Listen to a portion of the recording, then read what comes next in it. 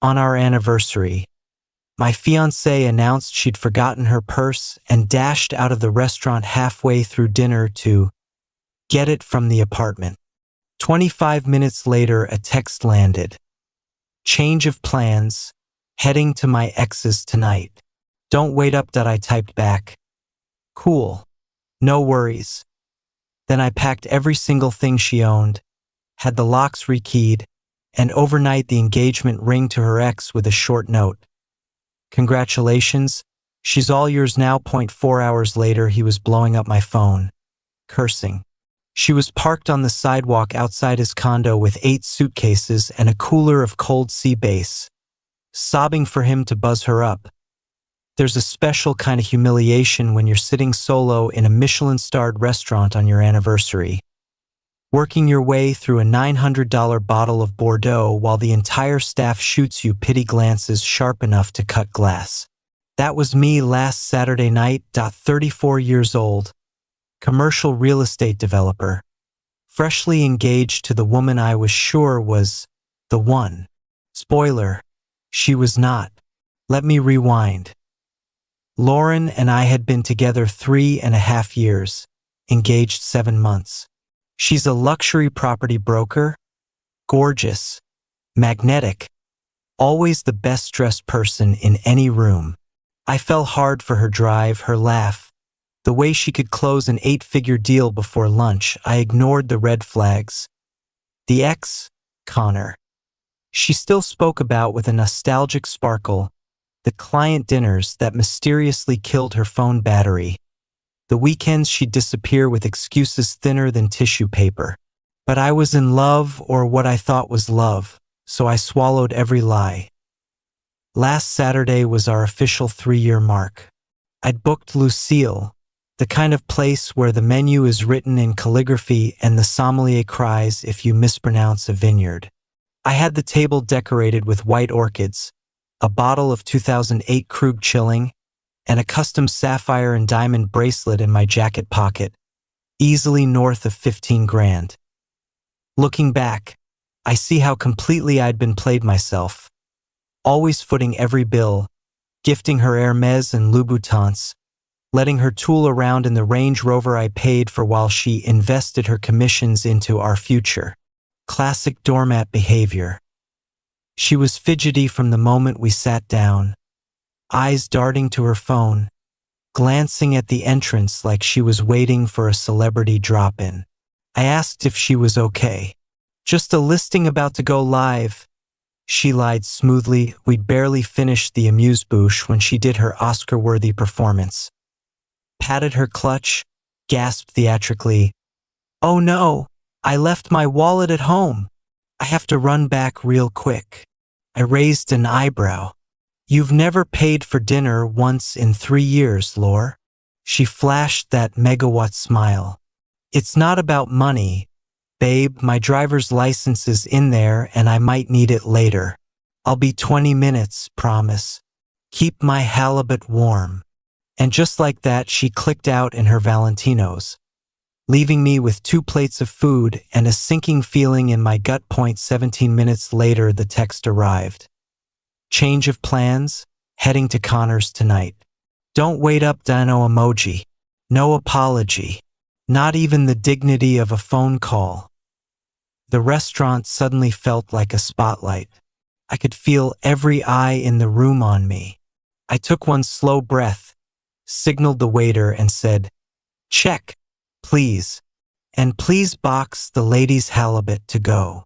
Paid the $1,100 tab, tipped the poor kid 40% because none of this was his fault, and walked out carrying a $180 piece of fish in a gold embossed box. In the car, I stared at the message for a solid minute, then replied, "Cool, no worries." Let her think I was broken. Let her think I'd wait like a loyal puppy. It would make the next few hours so much more delicious. First call. My locksmith, Javier. "Bro, you free tonight?"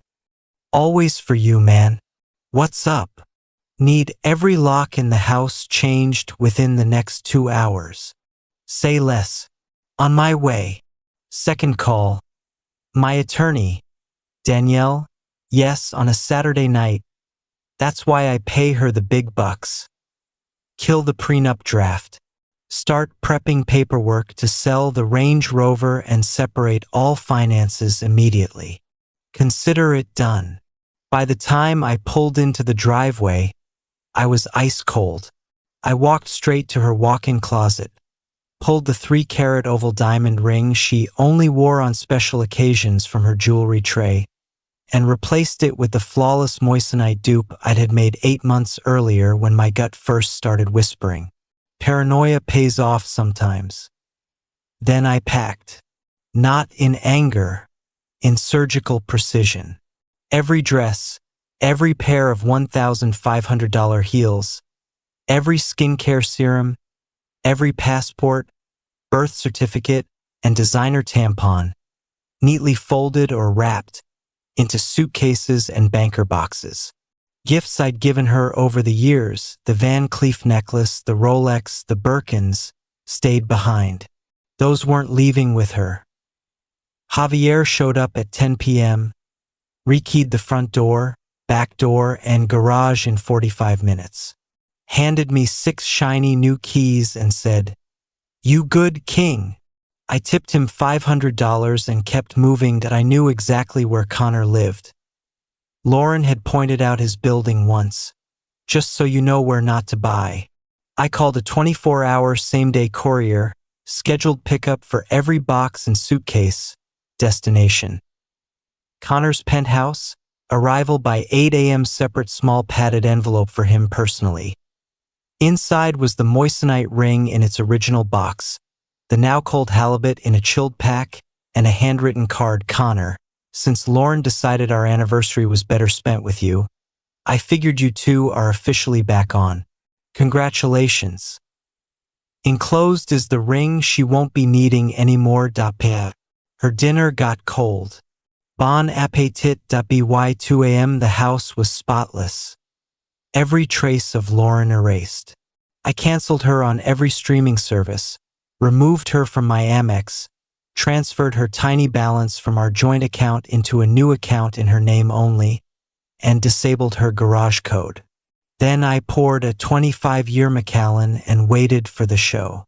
2:37 a.m. Lauren. Baby, where are you? My key isn't working. 2:41 a.m. Lauren. This isn't funny, Scott. 2:55 a.m. Lauren. Answer your phone. 3:12 a.m. Lauren. Where's all my stuff? He sipped and watched the messages pile up. Then at 4:07 a.m. an unknown number. I picked up. Yo, what the actual fuck, man? Connor, half drunk, half furious. Problem? Yeah, your crazy ex is camped outside my lobby with a mountain of Louis Vuitton and security's about to call the cops. Why the hell did you send her here? I smiled into the dark. She told me she was spending the night with you. I was just helping her move in. He barked a laugh despite himself. Bro, I haven't touched her in years. She showed up in a cocktail dress claiming she finally left you for me. I told her to kick rocks. I've got a girlfriend. Sounds like you've got a new roommate then. Nah, man. Not my monkeys, not my circus. Tell her I said good luck. I heard muffled crying. Then Lauren grabbed the phone. Scott, baby, it's all a misunderstanding. I hung up, blocked both numbers, finished the scotch. Next morning I woke up strangely energized. House was silent, closet half empty, but the air felt clean. Sold the Range Rover by noon Monday. Title was in my name only, thank God. Lauren tried everything in the following weeks. Showing up at my office, escorted out by security, sending friends as emissaries, getting her mom to call and beg. I calmly explained events to her mother, who ended the call with, "I'm so sorry, sweetheart," to you. Best part? Lauren tried to pawn the engagement ring for rent money 3 weeks later. Jeweler laughed her out of the store when he saw moissanite under the loupe. The real diamond is now converted into the down payment on a lake house she always called too isolated. The sapphire bracelet went back to the jeweler. Proceeds funded a month in Santorini I leave for in 9 days. My closet is now full of clothes she hated. I eat steak whenever I want. Date night is now with my PlayStation or my broker, whichever texts back first. Update: 2 weeks later the internet asked for tea, so here it is. Lauren is currently bouncing between friends' guest rooms. Connor confirmed she'd been hooking up with him on and off for 8 months whenever I was out of town on acquisitions. She genuinely thought he'd take her back permanently that night. He didn't. She's apparently persona non grata in most of our old circles now. Update: 1 month later, final. Ran into Connor at a rooftop bar last night. Ended up having drinks. Turns out we both love craft IPAs and 90s hip-hop. He told me she'd been chasing him hard for months, sending lingerie pics, showing up at his office. The anniversary was her nuclear "I choose you" moment. He chose door number 3. None of the above. She's now living with her mom in Scottsdale, quit her brokerage for a fresh start, and is already on Hinge using 3-year-old photos of us, carefully cropped. Some habits die hard. I close on the lake house next week. Greece was incredible. Came home bronzed, rested, and completely over her. The house is repainted in colors she despised, furniture replaced, and the only female energy present is my cleaning lady Marta, who gets paid on time and never lies.